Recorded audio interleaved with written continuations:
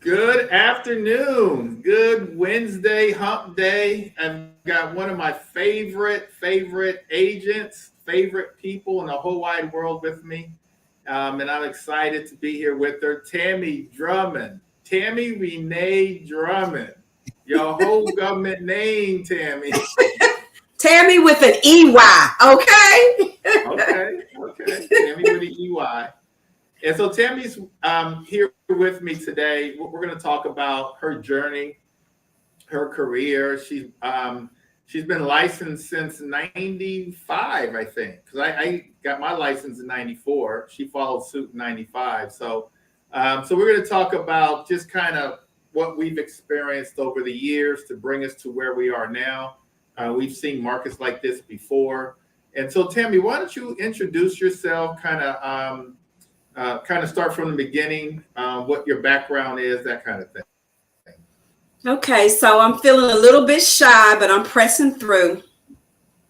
I'm Tammey Drummond, Tammy Renee Drummond, as you say. I am an associate broker at Bennett Realty Solutions. I'm licensed in Maryland, DC, Virginia, and Florida. And in May, it will be 27 years for me. So I survived. I play Beyonce's song in my head on a regular. I'm a survivor. And it's been a roller coaster ride. I've held on. I've been resilient, but I've experienced the ups and the downs. And it's no joke. And so Tammy's probably for the last few years has been the number one agent at Bennett Realty Solutions. We've got over 500 agents here. And she's been the number one agent. And Tammy, how did you get into real estate? Well, first of all, what did you do before real estate? So I went to school at Towson and I majored in mass communication. So I worked in television that was my first profession.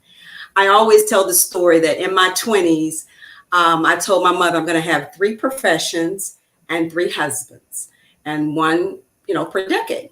She said, we're going to stick to those professions and leave that husband stuff alone. So I share that because she was very serious. I have an aunt that was married 3 times. I'm like, I'm going to be like my Auntie Ruby. I kind of like that. But she's like, no, we're not going to traumatize the family. We're going to stick to those 3 professions. So I went with communication. And then after that, by default, I ended up in real estate. And you always tease me and say, I got fired. I repeat, I did not get fired. I have never been fired. I have always worked really hard and done very well. And I was laid off. They downsized. Okay, so let's just for the record, let's get that straight. Okay, I was not fired. I don't know what the difference between being fired and laid off again, but what I remember way back then was you got fired. And you told me, like, with tears in your eyes and saying, what am I going to do? And wait. The truth is, yeah, I did have tears in my eyes. I was hysterical about it. So that part is correct. And so this was around 94 because I had just gotten into real estate. You tell the story of how we actually met. So one of my favorite things to do is to travel internationally. And I'd gone to Egypt and I took my mother and we had a fabulous time. And I spent all of my money. I mean, I was broke as the 10 Commandments. Okay. So when I got back, I looked in the newspaper for a part-time job and it read $30 an hour, no experience necessary. Well, it was to be a clown and Gregory had a clown company. And so I became Chippy. And you were Jelly Bean, and Keith was Yogi, and Cynthia was Betty Boop, right? No. Your wife, wasn't she Betty Boop? I don't know what she was, but anyway, we all performed, and so and that that was what I was doing part time just to supplement.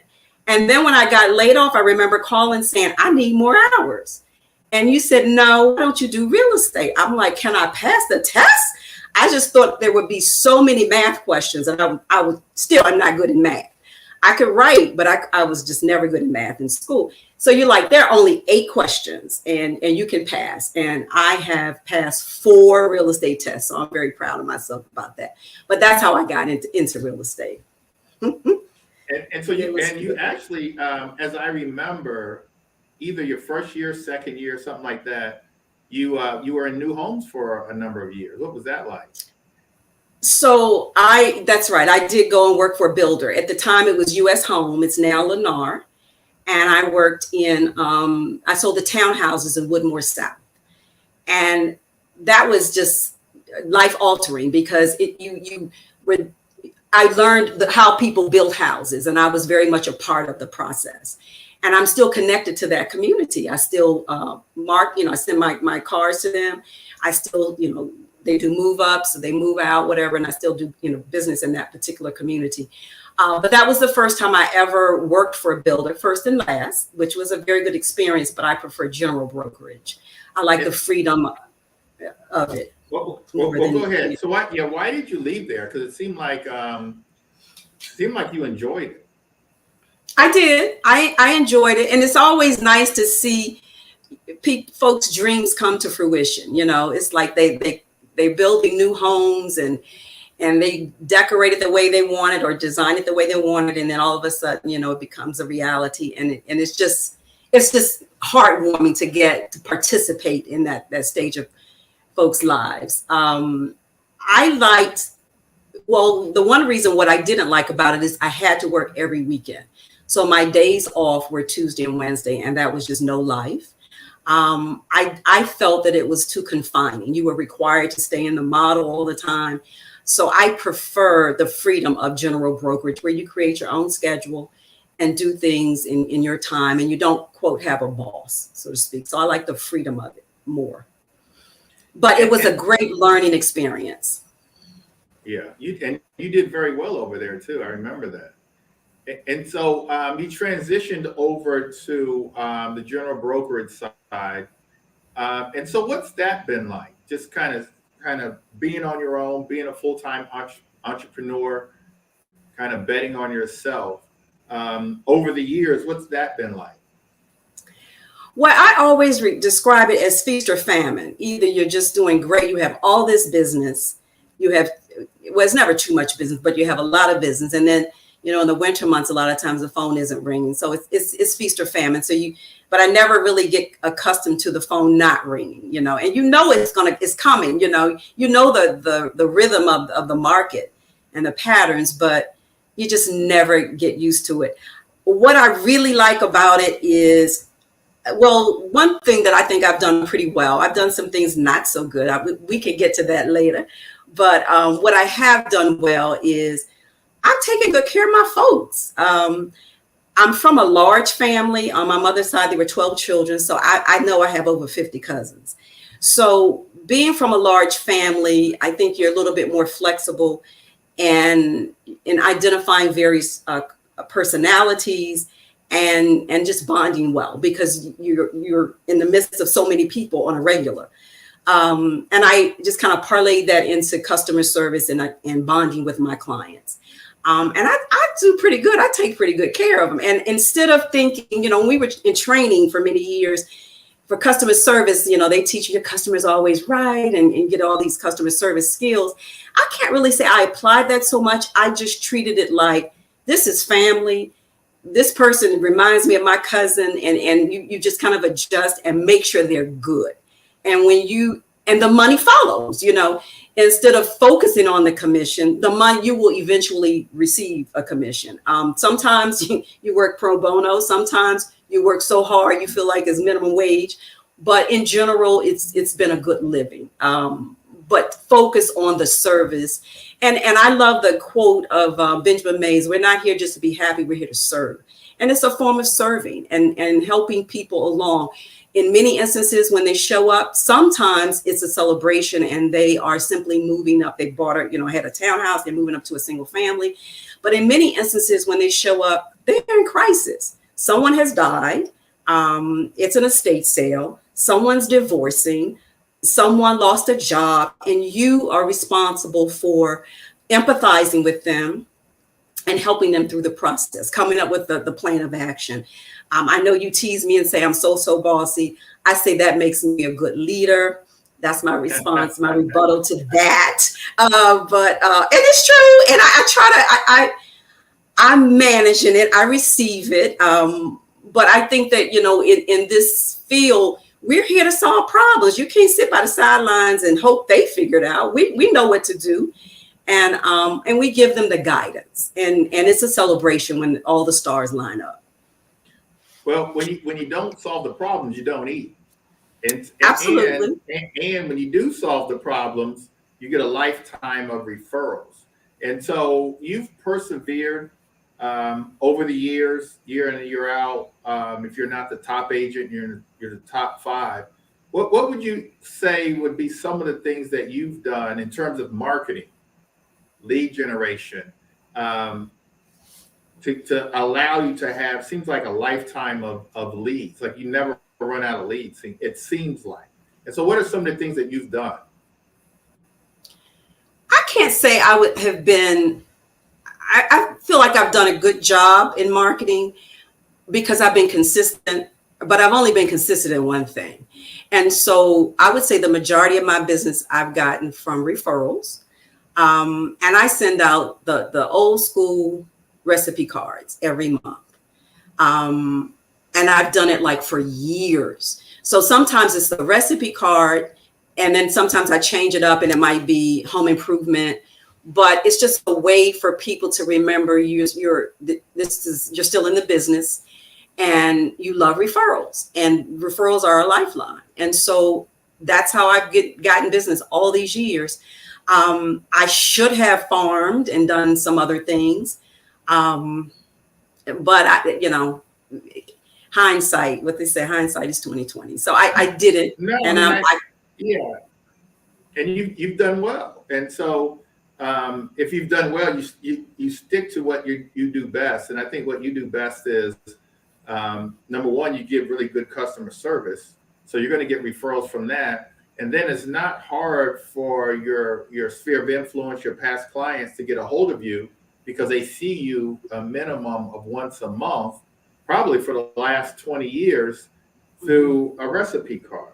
And I remember I used to do the recipe cards too, especially back before social media. It kind of dates us, but before social media, and it worked. And people would, sometimes they would call you and thank you, or you'd go see to their house and they've got a magnet of your recipe on a refrigerator or somewhere in the house. Mm-hmm. So, and so you're still doing those, and you're doing a really good job. Yeah. Also talk about what, go ahead. And to the point that I've had situations where people will call me and say, I'm baking such and such. And this is a true story. And she calls and she says, it's so good. I'm like, well, you know what? I'm in Bowie. I'm about to pull up in your driveway. Have a piece ready for me. And she did. It was a lemon something with some blueberry. And then they email you and say, I did that, and I put a little glaze on it. It's just amazing. You run into people. I like the salmon jerk salmon. Have you tried it? Not really. But, it's just good to see that some of them really use it.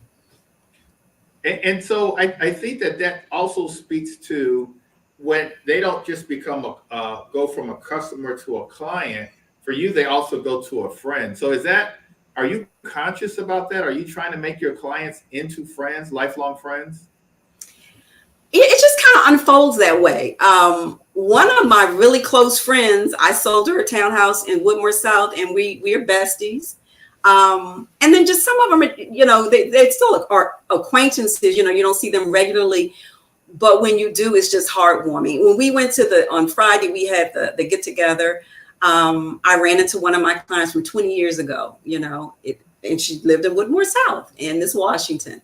And it was just good. I looked up and there she was. And people so often will call you and say, do you remember me? And, my memory's not always the best, but I remember my peeps. Okay. So some folks I have now, I met them at an open house and I start talking to them and I'm like, are you the one that didn't like the round room. She said, "That's me." And we just kind of chuckled about it. But I typically remember pretty well. I remember that their kids' names, how old they were when we first met. Some of them are now teenagers. So it's heartwarming. It really is. I'm happy that I landed in this profession. And so we often hear about, and I remember 10, 15 years ago, you always talked about luxury listings and wanted to get some type of certification to sell luxury and selling high priced houses. And I just remember saying to you, go with what you know, go with what's available, go with the low hanging fruit. But kind of fast forward to now, you're actually getting luxury listings. You're selling $1 million houses, $800,000 houses. How did that come to be? Some of them are move up, clients that were in some smaller properties and they want a larger home and they're selling and moving up. So it's some of that. And in other instances, you put yourselves in an environment where people can afford luxury homes. And I've done that in some instances. I've also done open houses. You meet people, you go and you do an open house. Sometimes you're listing, sometimes it's not. And if the house is $1 million, then those people who are coming to that open house, some are coming for decorating ideas, but many are coming because they're interested in the house or they're interested in the community or something in that price point. And that's how I've but have I won't go into my regrets yet, but I haven't farmed those communities like I should have effectively. But and that is an option. One thing I see you do, and I know you wouldn't say this, but in terms of getting luxury listings, of what you're doing, and you're doing a really good job at that now, I tell people that you've got to put yourself in their sphere.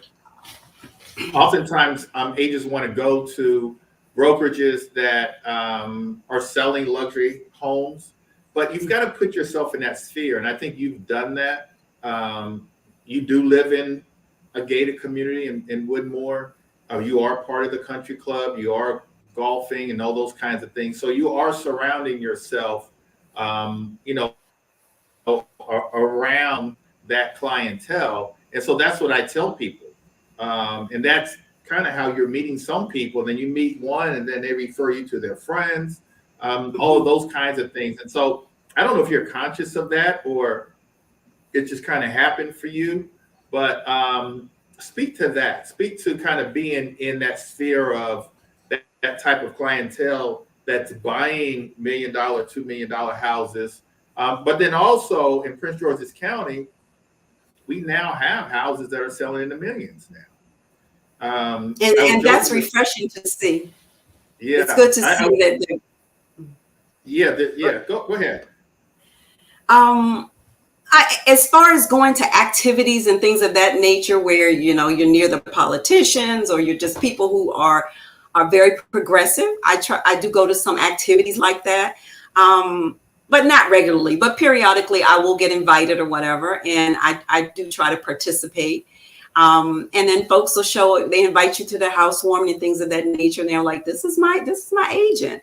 And then from there, and what I really like also about it is, you're not just selling to them, you're selling to their kids. So now I got a new generation of young people, and it makes you proud. They're in their 20s buying a property. They're not waiting and being very proactive. So you get a little bit of that. So I still do my first time home buyers. I'm not leaving them behind. And it's always good when, they bought something at 23, 24, and then they show up 5 years later and they have $150,000 worth of equity. I'm like, aren't you happy you listen to your Aunt Tam, okay?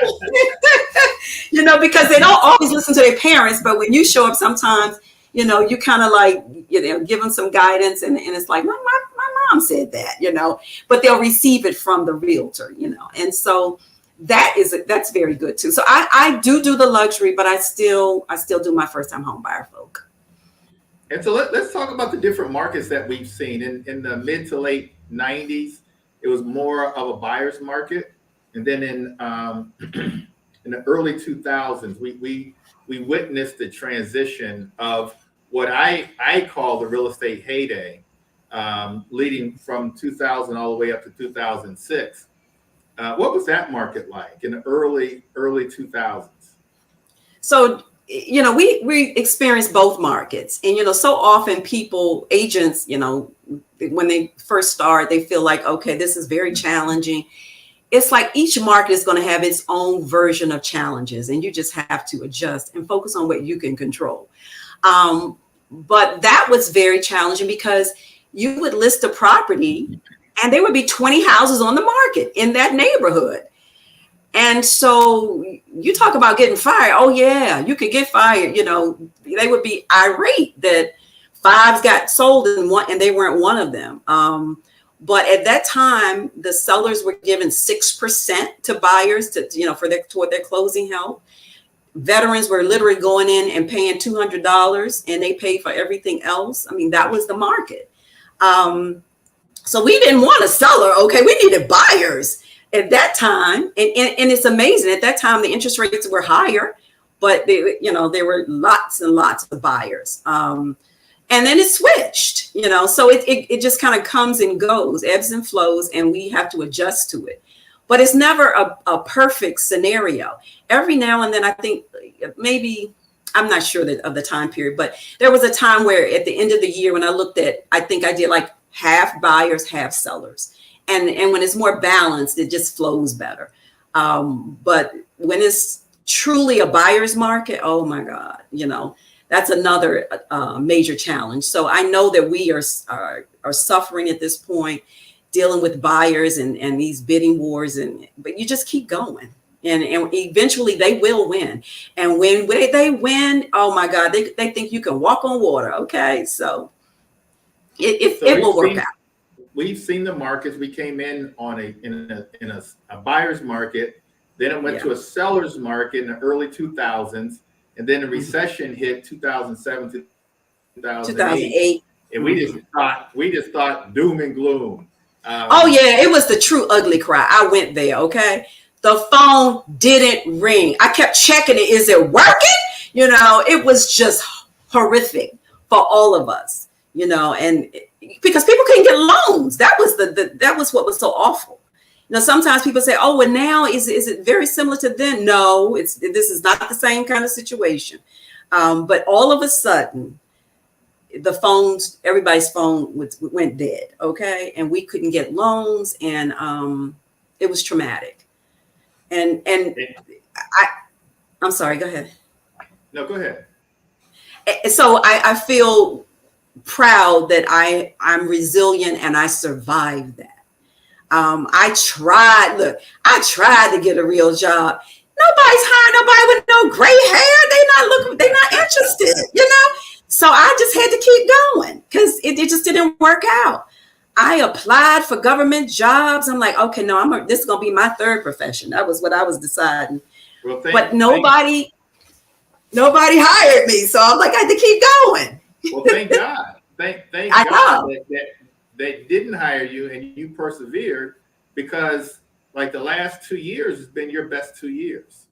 I mean, yes, you've put up numbers that it's just been phenomenal these last couple of years. And during a pandemic, you put these numbers up. And so we're in a seller's market now, as everyone knows. And so as you see, for us, it's, you've been in real estate long enough, you're going to see all the ebbs and flows in the different markets and things like that. And like Tammey has said, you just persevere, and you just know in any market, you learn how to adjust, and you just kind of make a shift. I do also remember you getting into real estate investing. How important is that for you? Well, when we talk about regrets, I have some regrets, and I didn't do enough of it. So I did numerous flips and made chunks of money, and it was really good. I remember your first flip, you started crying. That's true. It was very emotional. I was proud. And then, when you get a chunk, you're like, oh my God, I should have been doing this a long time ago. So There's no crying in real estate investing. They were happy tears, okay? So, but what I do, I wish that well, when the market crashed and then I had to sell properties and all that. But I wish that I had bought more and held on to it. That's the long and short of it. I mean, the whole flipping thing, I did that for a while. Then I did it just like doing like little cosmetics, so it wasn't so stressful. But I know you hate for me to say it, but I just feel like it's a man's job. I can't do all that barking and fussing with the contractors and all that goes with it. The contractors are so temperamental. They do a good job, but they just disappear and it goes on and on. So I just decided I don't want to do that part. I would rather buy and hold. And that's what I need to move forward and get back to. So that's the deal with and do more of. And then even partner. I mean, you can partner as you have in the past, partner on flips. But yeah, when we talk about retirement and passive income and building generational wealth, yeah, it's buying and holding. And so, yeah, you need to do more and get back to that. And so I believe in the agent investor concept. You're not going to become wealthy with just selling real estate. You also have to create other streams of income and have other buckets of money, passive income coming in. We call it making money while you sleep. And so you have to do that. If not, you're going to be selling real estate for the rest of your life, and nobody wants that. And so you've got to have a good retirement plan. Go ahead. So one thing, when I reflect on regrets, I have been solo in all of this. I've never had an assistant. I've never had a team. And that's a regret. I should have leveraged people. And so that's my reality. So what they say, when you know better, you need to do better. So my main thing is, was there anybody encouraging you to build a team? There was someone, Gregory. I appreciate, and I do listen to you most of the time. And I should have listened to you. And so I have acknowledged that publicly. Okay, that was my regret and mistake. Now it's public. Now it's public. So yeah. For those, go ahead. Go ahead. Well, let me just say this. Here's the thing. And so you didn't build a team. And I do believe in teams.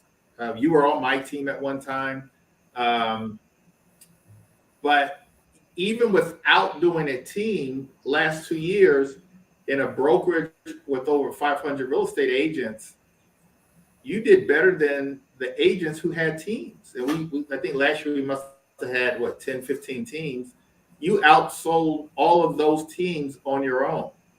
In the last 2 years, you did that 2 years in a row. And so, that's wonderful. You should be proud of that. I am proud, but we always can do better, and we should learn from our mistakes. So because in all this time I didn't have an assistant. So last year I did get a transaction coordinator. At least I did that, and I got a social media person. But so I've just been solo. And so for those newer agents, that's not the way to go. You definitely need to delegate and leverage. It's just better. It's better for all. You'll be it'll go much smoother for you. So that's my suggestion. And so Tammey, talk a little bit about some of your hobbies, some of the things that you like to do. As we're wrapping up, because you promised me this would only be 30 minutes and you just keep going on and on and on. So I just got a couple hobbies. So I love the hot yoga. So that's my thing. I go to the yoga studio. I'm a wannabe golfer. I'm not really good, but I do have a short, straight game. Okay. I'm not in the bushes looking for the ball. And so I do like that. And I'm trying to get better so I can travel and do it, not just local. So that I really want to do that. And my absolute favorite thing to do is to travel. And to travel internationally. I just love it. It's just such a happy space. It's always so interesting. I just come back, reset. And it's my why, because so often, everybody has their different thing, what they like. Some people love the fancy purses. Some people love a fabulous car, or just dress lovely. Mine is the travel. Because as you know, I can't have a uniform. There have been times when you're like, okay, I'm about to give you a credit card because you can't come in here with that dress on again. You need a new outfit or what, so you always tease me about that. But that's just not my why. And I like the whole international traveling, and it's such a good time. So Tammy, as long as I've known you, you've been traveling. I actually met you coming off of a trip to, was it Egypt? Yeah, Egypt. Coming off a trip from Egypt. As far as and then you just recently, in the last 30 days, went to Dubai. Yeah. Mm-hmm. And I don't know if there's a place that you haven't been. There are lots of places I haven't been, but I have done a lot of traveling. And so where would you like to go? So I never made it to, I went to India, but I didn't make it to the Asia. I didn't go to China, and we were scheduled to go to China, and then SARS broke out. So I'd like to do that. And just some of those Asian countries, Thailand in that vicinity. And I like to cruise too, but the way things are going, I'm not trying to do no cruise no time soon. But and what we as a group did with our office, I wish we could resume that, because a couple years ago, the office we went to, people from the office, we went to South Africa and Zimbabwe. And then we had a trip planned for the year after, and then that got shut down because of COVID. So I'm hoping that we will resume doing that. And it was great. So that's my goal in life. And so Tammy, 3 years from now, where would you like to see yourself? So 3 years from now, I want to be retired. I will always do real estate. I will keep every license I've ever earned, and I will just do it to the end, but not grind. I'm still in grind mode. I just kind of want to do it here and there. But my parents have a house in Florida, in Naples, Florida. And so I'd like to be a snowbird. I want to go there and live like 3 or 4 months out the year during the winter months and do my golfing thing, and then come back, to the area. So we'll see if it all lines up like that. But that's a goal that I've wanted for quite some time. And I'm like, okay, it's time to really execute and make this happen. So I really got to hurry up and buy. I'm going to have to buy some houses. And Marquise has been talking to me. I need to buy some properties in Baltimore, more affordable, and rent them out and make some income like that. So some additional income for retirement. So that's my goal. So Tammy, you're a prime example of a successful career in real estate. I mean, you've kind of come full circle. You've done it all. You've weathered the storms of all the different market shifts, and you figure out how to, within every market, how to win. And so you're winning now, and you're always going to win. What advice would you give sort of newer agents? There's lots of millennials that are getting into real estate, more so younger people, more so than when we started. What advice would you give them? So I always say, don't reinvent the wheel. Okay, we just need to know the process and maybe embellish it a little bit more and make it, tailored to your style, but don't reinvent the wheel. I say focus on what you can control. While the market is very challenging, you can control being disciplined and following up with your sphere of influence on some type of schedule. So often we focus on, as young people, I'm not a young person, but the younger people, I think, do a lot, really have a lot of screen time. And sometimes it's good to just put it down and read a book. Okay, how about a book? And one of my favorite books is for realtors is the Miracle Morning for Real Estate Agents. And it gives you the different things that you should do in the morning to get yourself set for the day. And some folks feel like it's hokey, but it really isn't when you do some meditation, because I'm a transcendental meditator. And so they recommend meditation, you do your affirmations, you do your visualization.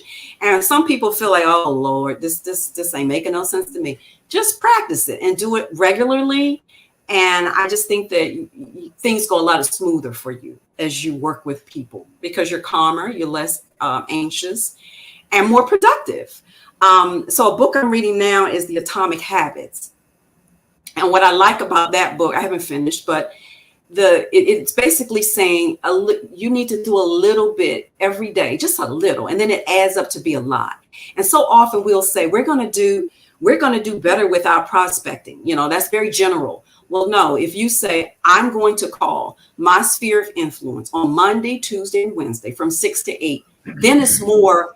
That's an action plan. Okay, you can execute that. It's not general, and you will find more results like that. And so I just encourage you to do things like that. Very good, Tammey Drummond. That wasn't bad, was it? I'm done. Never again. And so I had to persuade Tammey to do this. She can be on a little shy side when she wants to, but her major was communication, so she communicates very well. And so again, Tammey, I appreciate you coming on with me, and just congratulations on a job well done. I mean, I think that, you've been a good inspiration for our agents here at Ben & Realty Solutions. I think many agents, especially the younger agents, can kind of look to Tammey and just kind of see what she's done over her career and emulate her, because she's had a very, very successful career. She probably would say that she could have done better, but she's made a great living. She's got a wonderful, wonderful lifestyle, and she's just done it all. And so be like Tammey, be like her within this career. Be better than me, okay? She did say one of her regrets was not investing more, but she did invest. I think when we were over at Remax, we all were investing. Didn't you buy over in Cameron Grove? We all went over there and bought a house over there. Mm-hmm. And then we were competing to see who could buy the most over there, me and Thurman. You and Thurman were competing, okay? That would not be me. But you bought your little condo over there. I did. And so that also speaks to being around the right people in the right environment where you can blossom, that are like-minded and want to build wealth. All right, Tammey, I'm going to get you out of here. Thanks a lot. Thank you. Everybody have a wonderful, wonderful hump day. Take care. God bless. And we will talk to you soon. Take care, Tammey. Okay. Thank you. Bye-bye.